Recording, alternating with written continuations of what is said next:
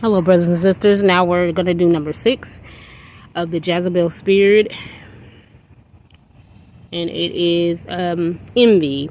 So it says, a Jezebel spirit wants what others have: wealth, power, influence, etc. It feels entitled to these things, and everything it does will be motivated by obtaining those desires. When a person is overcome with a Jezebel spirit that wants power, they'll often befriend the current leader or ask to be their top assistant, making it difficult to spot them at first. So, yes, we see this a lot in destiny swiping. I had talked about that on my Instagram and my testimony of kingdom marriage. A lot of people don't understand that you as a person, you might have been destiny swiped. And I will advise you to look that up, research it, and find out if you all have been. Somebody might have your husband. Somebody might be living your life because you had no clue who you are. So the devil was able to take your life. A lot of people with this spirit that have envy, like it said, power, influence, wealth, they can see this before you can because they are in the spirit. If they are witches, warlocks, they are with the enemy. He has shown them who you were supposed to be, and they wanted that. So a lot of celebrities, they're married to people that are not their husband or their wives. And it may be somebody listening to me that's your husband, that's your wife, and they're living and they're married to them, and the whole time you're the husband and the wife because they destiny swiped you because they wanted what was meant for you. But you are blinded because the devil keeps us blinded in the flesh and not knowing who we are. And he's able to do this. Like he said, he comes to steal, kill, and destroy. When he said steal, he was meaning steal your life and give it to his children and let them live in your life with power, influence, and wealth. They have influence and power when that's supposed to go to his kids.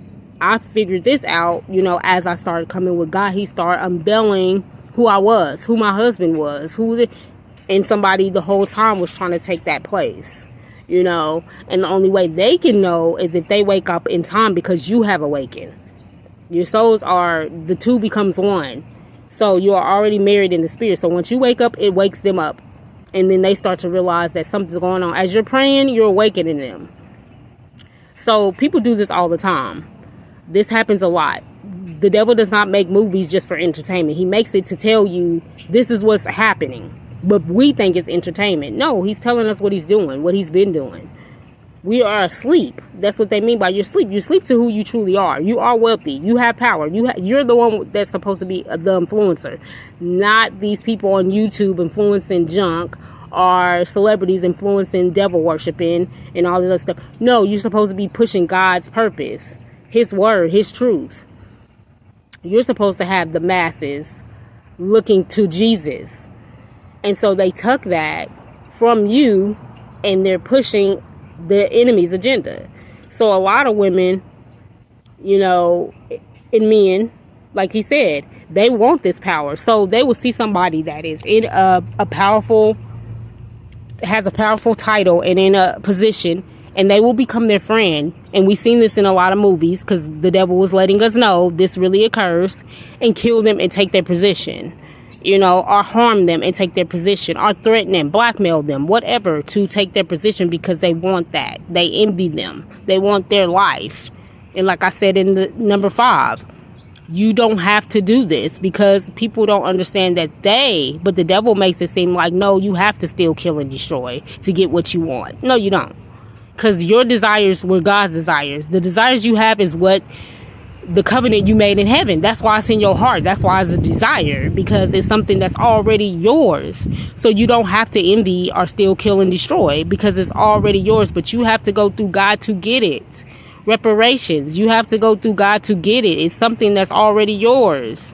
But the enemy keeps us stuck in lies and distractions so that we don't understand that these desires are already ours. We don't have to do anything wicked to get it.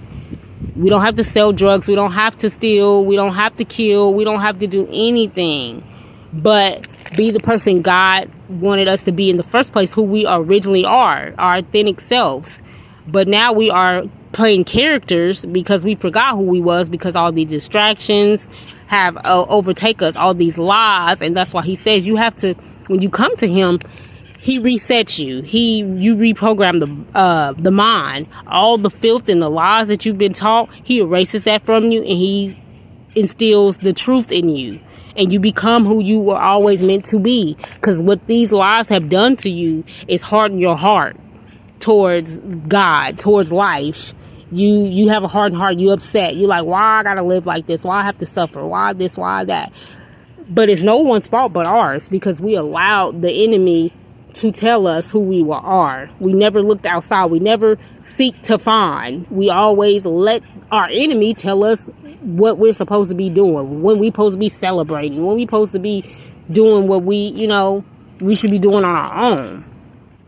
So when you understand that this is the case, then you will become the person you're meant to be, and you will get the desires that you always wanted anyway, because they're already yours.